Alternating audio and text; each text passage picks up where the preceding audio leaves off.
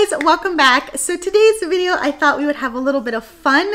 It probably comes as no surprise, but I am a huge Harry Potter lover. I have reread, or at least tried to reread the books nearly every year, especially around winter time, and anytime the Freeform channel has a marathon on. Even though I own every single movie, I can't help but at least sit down and watch one of them on TV, including commercial breaks, because it's that awesome. Anyway, I digress. So that said, I love any and everything Harry Potter, anything Hogwarts related, and so I thought it would be fun to recommend romance books based on what Hogwarts house you belong to. So what do I mean by that? Basically what I mean is I have taken each of the houses and the characteristics of people and characters who are in those houses and try to equate them to romance books. So for example, if you are a Gryffindor, based on the characteristics of what a Gryffindor would stand for, you might like these romance books. So it is a recommendation of sorts, but maybe one a little bit different because it is Hogwarts and Harry Potter themed. Let me know in the comments below what you think about my recommendations, what Hogwarts house you are in, and if you have your own suggestions based on the different houses, I would love to hear them. Now, as for my personal house, so I am a Ravenclaw, though my husband swears I'm a Hufflepuff, and I've taken the quiz, or rather various quizzes, but I've taken the official Pottermore one twice, and I got Ravenclaw in both of them. Though, as much as I hate to admit it, I find that I do share a lot of characteristics with Hufflepuff, and I tried taking the test again recently, and I still got Ravenclaw, so I guess that's just meant to be. But anyway, let's go ahead and dive into the recommendations, because I've got some for you guys that I think are a little bit fun, and I think it'll be fun to explain my rationale behind them. Starting off, let's go with Gryffindor. Now, you guys know that Gryffindors are known for being very brave, adventurous, obviously, maybe even sporty. And so for that, I've got 3 recommendations for you guys. The first one I'm gonna go with is Pucked, and this is a hockey sports romance.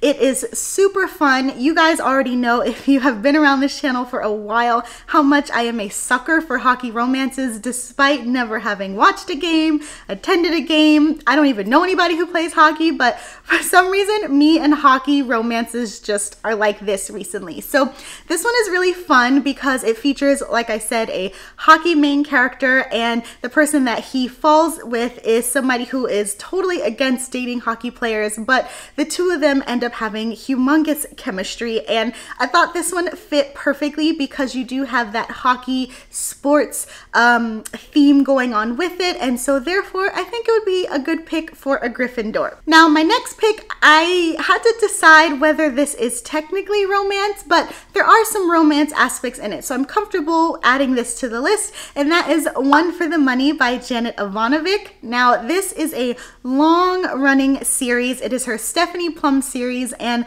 One for the Money is actually the first book, and essentially what we've got is a woman named Stephanie Plum who is a bounty hunter.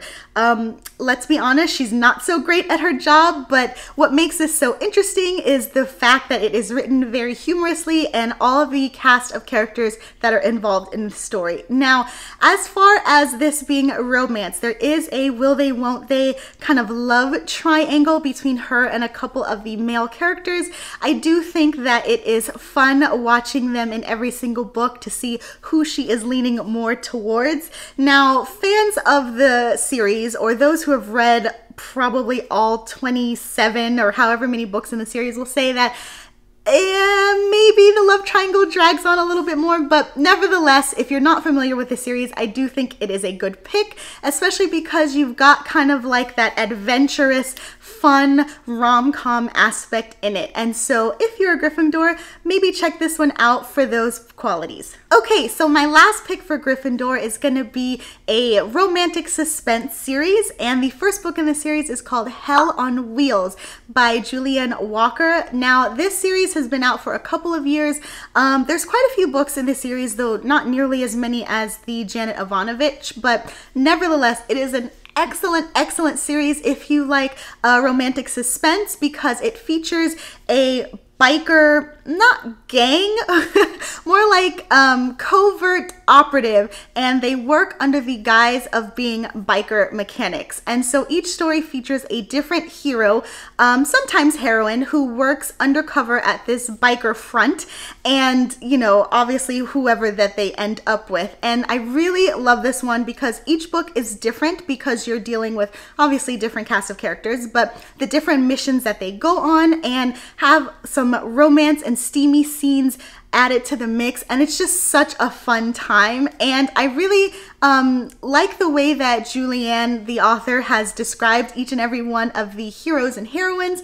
And what's really interesting about it is that if you read one of the books, you get some indication of whose book is coming out next. So let's say, for example, you're reading about two characters, you know, Jim and Pam or whatever, and throughout the story you kind of get little glimpses of another set of people who you can predict you're gonna get their story coming up. So if it's your first time reading through, definitely give it a try, and hopefully you're tempted to pick up the next book based on the little breadcrumb teasers that you have in this one. All right, next up we have Slytherin. Now, for this one, I thought that it would be appropriate to give you guys spicy recommendations. Now, I'll admit, I'm not too familiar with Slytherin characteristics, but when I think of Slytherin, personally, I think of like sexy and kind of dark, kind of mysterious, cunning, all of that. And so a lot of my recommendations, well, all of my recommendations feature plot lines or characters who are exactly like that. So my first one, I'm gonna have to go with King of Lies. Now, I mentioned this book recently. It's actually part of Whitney G's serial, but at the time of me filming this video, all 3 parts, I think it's a 3-parter. All 3 parts are already out, so you don't have to worry about having any kind of cliffhangers or anything like that. But the reason I chose this book for you guys is because it features a hero who is just no good whatsoever. He's kind of what I would describe almost as an anti-hero. I don't want to give too much away about his character because that does play a huge role in the book, but basically we've got an anti-hero and he falls in love with a woman and he ends up taking her. That's not a spoiler, but he ends up taking her, and it's just their whirlwind romance, but her trying to figure out who he is, and lo and behold, she is hiding some stuff from him too, and that throws everything for a loop because he thought he was the only bad guy. But anyway, definitely check this one out, especially if you are a Slytherin or you have Slytherin tendencies. I think you'll really enjoy this. All right, so going with something sexy, something dramatic, I'm gonna have to recommend the Alpha series by Jacinda Wilder. This one also has 3 books, though they're not serials, they're full-length books. So we've got Alpha, Beta, and Omega, and whew, these books are steamy and they are very, very intense. So much so that I was not expecting it. I would say that the really intense parts come in around book 2 and Beta, but your heart will definitely be pounding because it is very exhilarating. So basically the plot is that a woman who is down on her luck is about to lose everything, about to be kicked out of her apartment. She is struggling to pay bills and support her younger brother because their parents are no longer alive. And so one day she receives an anonymous donation in the mail for like a bunch of money. I think it's something like $20,000. And even though she knows it's crazy, she's so desperate, so she goes ahead and takes it without any kind of thought behind it. And so when the check appears again the next month, she doesn't look a gift horse in the mouth, so she continues to take the money, and by the time the end of the year comes up, she has all this money and she's paid off of her bills, but somebody comes and they're looking for repayment. And that's where our hero comes in because, needless to say, he's the one who has been sending money all along. Now, I know this sounds like a crazy as shit plot line, but the author does a really good job making it work. And so the two of them obviously end up getting together, but then because he is this brooding, rich billionaire, he has made a lot of enemies, and thus the like suspenseful action parts come in. And buckle up because you are in for a whirlwind with this series.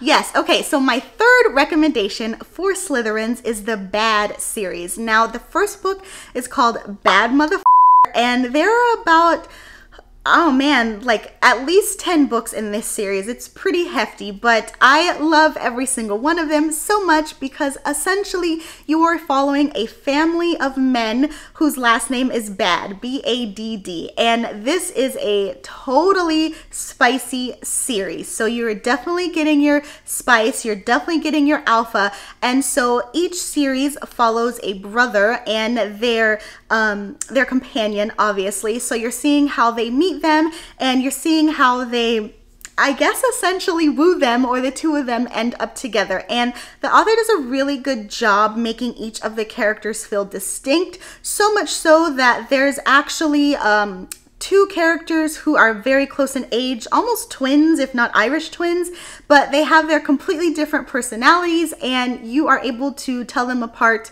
when the author is describing their stories. And so what I really like about this is seeing how each of them essentially get their happily ever after. Now, it is set in Alaska. I guess the overarching theme is that they run a bar in town, and so each of the women who appear in their life come across them in some way or the other. I want to say so far, and I haven't read all of the books in the series, but I have read most of them, and it seems all of them so far have taken place in the same town, though that's not to say that they haven't traveled different places. But anyway, so this book is definitely what I would categorize as erotica, but they all have happily ever afters. So if you are wanting that in your story, don't worry, you are going to get that no matter how high the heat rating is. But yeah, I would definitely recommend this series for Slytherins because a lot of the men are very dark and brooding. They're all alpha in their own separate way, but I appreciate this series because they're a little bit more rough and tumble than your other maybe alpha heroes that you read about that are maybe like bachelor billionaires or businessmen or something like that. These guys definitely got some dirt under their nails.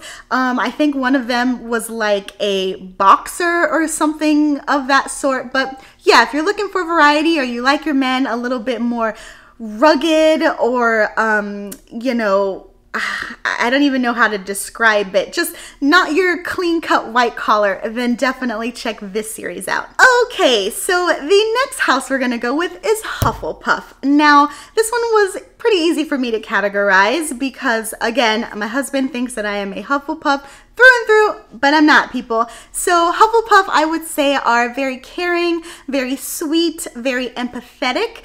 And so I gotta be honest, choosing books for this series was pretty easy because I've got a huge backlist of sweet romances that I have read in my past. And the first series that I am going to talk about is none other than Jill Shalvis's Heartbreaker Bay series. The first book in this is called Sweet Little Lies, but I'm going to talk about the series as a whole. And so this one is set in Heartbreaker Bay, which is a small town, or not even a town, but like little area in San Francisco. And I would actually categorize this almost as like a Melrose Place in that each of the characters live, work, and play in like this, not shopping district, but like this, I don't know what you call it, live, work, play, residential business area.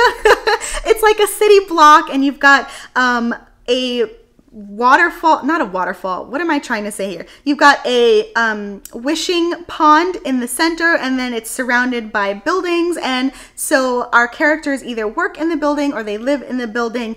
It'd be better if I had a map for you guys. But anyway, think Melrose Place. But this one is definitely super sweet. I absolutely adore Jill Shalvis's books because she's one of my favorite authors, and her books are definitely sweet romance. Now, that's not to say that there are like closed door scenes, because it does have some graphic parts to it, obviously. But for the most part, the way that the characters interact with each other is very sweet. So if you get an alpha male in this sense, it's going to be totally different than an alpha male from, say, the Bad series that I was just talking about, because alpha in this sense means that the man is going to do whatever it takes to woo the woman, but still be very gentlemanly about it. There's a heavy emphasis in putting her needs first, and there is a lot of open communication with the male characters in her books, which I think is also very sweet, and it's just a good time all around. She does do comedy in her books very well. That's actually one of my favorite authors who does that. So you're gonna have a lot of laugh out loud scenes between not even just the hero and the heroine, but just the heroine by herself. And so if you are a Hufflepuff or you just like sweet romance all around, please give this series a try, if only so that you can please me, because like I said, she's one of my absolute favorite authors. Okay, so following up with Jill Shalvis, we've got one of my other favorite romantic comedy authors, R.S. Gray, and I've read nearly almost all of her backlist, but for the purpose of this video, I think the book that I want to recommend if you are a Hufflepuff or you have Hufflepuff tendencies is Not So Nice Guy. Now, this one is a friends to lovers romance, and actually was the first friends to lover book that basically converted me, because up until I read it, I was strictly enemies to lovers. I think that the passion and the chemistry just is a lot more fiery when they are enemies, but she changed my mind even temporarily with this book. So what we've got, like I said, they're friends to lovers. So we've got two best friends who are teachers, and each of them is in love with one another unbeknownst to the other one. And eventually it comes out that they do have feelings for one another, and they have like this whirlwind romance, because since they've been friends for so long, kind of falling into becoming lovers really isn't that difficult. Now, I wanted to categorize this for Hufflepuffs because the stakes in this book really aren't that high. In fact, there's not that much conflict, if any, between the actual characters themselves. It's more so external forces that threaten their relationship that would be the conflict, if I call it that. So needless to say, it's very sweet. Like I said, obviously she does romantic comedy amazing. I literally laughed out loud listening to the audiobook for this, but because it's low stakes and because they are friends and there's not so much conflict, definitely read this one if you are a Hufflepuff. Okay, so my last recommendation for Hufflepuffs.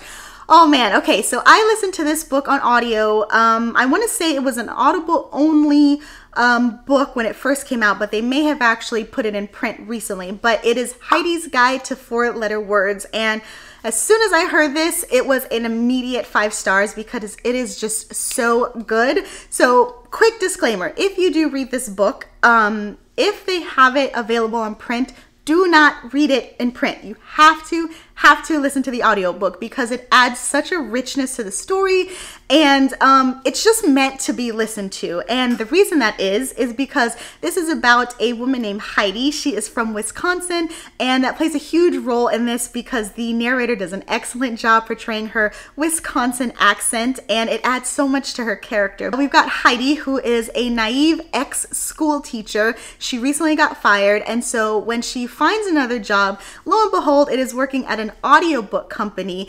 And on her first day of her job, she realizes that it's an audiobook company where they read erotic books. Needless to say, this sets her on edge because she has not been around that kind of thing whatsoever, but I will admit she does a really good job wanting to open up her experiences and her mind with it. And so she gets some tips from the guy who is narrating one of the erotic books as to how she can essentially make her neighbor, her next door neighbor, pay attention to her, who's like this really hot guy who just moves in. So anyway, it's really funny seeing her come out of her shell, and the interaction between her and her neighbor are so sweet because of course she's very inexperienced, and so she's like fumbling along. It's cute, it's innocent, it's funny, it's everything that you would ever want if you're a Hufflepuff, or even if you just like sweet romances in general. And there's just, oh, it's so warm and fuzzy. And like I said, you have to listen to it on audiobook because part of the story is that she starts her own podcast where she is chronicling her dating life or her just coming out of her shell. And so the way that it is written, it's her having her podcast. So you're getting both a story and a podcast within the same book. And it's so good. It's actually one of my favorite audiobooks, so definitely check it out. All right, last up, we have none other than Ravenclaw. Now, obviously, like I mentioned, this is my personal Hogwarts house, so I'm very familiar with it. I will describe Ravenclaw as intellectual, sarcastic, if I'm being honest. And so it was not very hard for me to choose books, though it was a little bit difficult for me to whittle it down to just 3. So hopefully these 3 that I chose are ones that you guys enjoy. Like I said, let me know in the comments if you've got other books that you think would fit better into these houses. But anyway, so the first book that I'm going to recommend is The Kiss Quotient. Now this probably checks off the intellectual box as far as Ravenclaw goes, because our heroine is a mathematician, and she has Asperger's, though I don't think that that plays a relevant part in the sense to where at the end of the day it's just a woman falling in love with a man. But regardless, she is a mathematician, and so she is very smart in terms of like her job and very hardcore facts. However, when it comes to dating and her love life, totally inexperienced. And so she asks one of her guy friends to essentially help teach her about the way of love. And so it's so cute watching her fumble through these experiences. But again, I wanted to choose this one because of the intellectual aspect of it. It's very refreshing to see a heroine have kind of like a non-conventional job. There's not a lot of books that I've come across, at least in the past. Nowadays there's a lot more, which I'm so grateful about. But prior to that, there weren't a lot of heroines doing jobs that weren't like the traditional cutesy role, though there is nothing wrong with that. It's just refreshing to see a change of pace, you know what I'm saying? Let's go on to the other aspect in terms of sarcasm. I think that to me, this is a huge Ravenclaw quality. Now, maybe it's not official or anything, but just based on what I know of personal Ravenclaws and the movies, I think sarcasm is something that is just a byproduct. And so for that, I want to recommend Iris Johansson's Look Behind You. Now, this is part of a series. It's part of her Kendra Michael series, but personally, I think these books can be read as a standalone because you're not going to feel lost just kind of diving into the middle. And even though this is book 5, I would honestly recommend this book first because it's the best one out of the series. And so in terms of the sarcasm, naturally, we've got our main heroine. I think she is superbly sarcastic and does such a good job at it because she knows that she's a smart ass, meaning that she's sarcastic and she's an ass, but she's also very smart. And so basically what we've got is our main character, Kendra. She used to be blind her entire life up until very recently, like her early 20s, where some experimental surgery worked on her and now she's able to have her sight back and can see. However, because she was blind for so long, all of her other senses have been heightened, and not in like a superhero kind of way or anything, but she's got kind of like, I would say, Sherlock Holmes deduction skills. She's extremely perceptive, and so she uses that to help the FBI, and she assists on cases. And so this one is a little bit of a romantic suspense, I would say, because each of the books is more so centered around different cases that she assists on, but obviously there is romance involved because there are a couple of characters that she ends up having a relationship with, though there is one character in particular and the two of them get together. But what I love about this, aside from her sarcasm, is just her no-nonsense attitude. So much so that she can kind of come across as a bitch sometimes, but you know what? I don't mind that. Just because you are a woman who is really good at your job and you don't take any shit and you're not always saying thank you or please, that doesn't make you a bitch. Now, she does have bitchy qualities, but for different reasons. But she's no nonsense, and so thus I think even if she were a real person, I would definitely put her in Ravenclaw house, though maybe Slytherin too. But regardless, check it out because I think it won't disappoint you guys if you're into romantic suspense and strong kick-ass heroines. Okay, so this last book, full disclosure, I haven't read it yet, but it's been on my TBR and I'm super excited to read it. And after reading the blurb and the summary, I think that it fits perfectly into Ravenclaw, and that is Remedial Rocket Science. Now, this is actually part of a series. This is the first book, and it features a heroine, or rather another heroine, in the STEM field. She actually works in IT at an aerospace company, which, first of all, how cool is that? But Anyway, so the story starts off where she meets a guy and the two of them have a connection, but they don't see each other anymore until years later. Needless to say, she comes back across the guy, and said guy is now working at the same company as her, though in a different, much higher up role, because he, I think, is the boss's son. And needless to say, she's kind of just this nerdy woman in IT, and it's all about their relationship and will they, won't they, how they work it out or whatever. But one of my favorite things that kind of drew me into this book is the title. I think that the title of the series are just, oh, they're so clever, and the covers, obviously you guys know I am a sucker for a really good cover, and I think these are very interesting in the way that they're put together, and I haven't seen a whole lot of book covers that look similar to this. So between the covers and the blurb, I definitely think that this is a Ravenclaw focused book, because like I said, our heroine is super smart, which I think is going to be so fun to read about. And I'm hoping that there are a lot of like little factual tidbits sprinkled into the story, because the blurb puts a heavy emphasis on her working in the STEM field. In fact, I believe all of the heroines across all of the books in this series are that way. So I'll keep you guys posted and look out in my wrap up when I do finally get a chance to read this. But that said, even though I haven't read it, between the blurb and the reviews that I've read for this, I feel comfortable recommending you guys as something that you should check out if you are a Ravenclaw. Okay, so there you have it. I think I gave you guys 3 of each for each Hogwarts house. Hopefully you found some good recommendations. Let me know if you have your own recommendations. Now, despite being a Ravenclaw, needless to say, all of these books really interest me, because depending on the time of day or my mood, I want to read all of these, from the sweet to the erotic to the paranormal to the, I probably didn't even mention a paranormal, but anyway, I want to read all the books is the point of all of this. So let me know in the comments below which one you're most excited about reading, and hell, you know, what book you're reading currently, because we're still in lockdown and my reading is taking a hit and I need as much inspiration as possible, people. So anyway, I'll talk to you guys in my next video. Please like and subscribe if you like this video and you want to see more content like it. Happy reading. I'll talk to you guys later. Bye!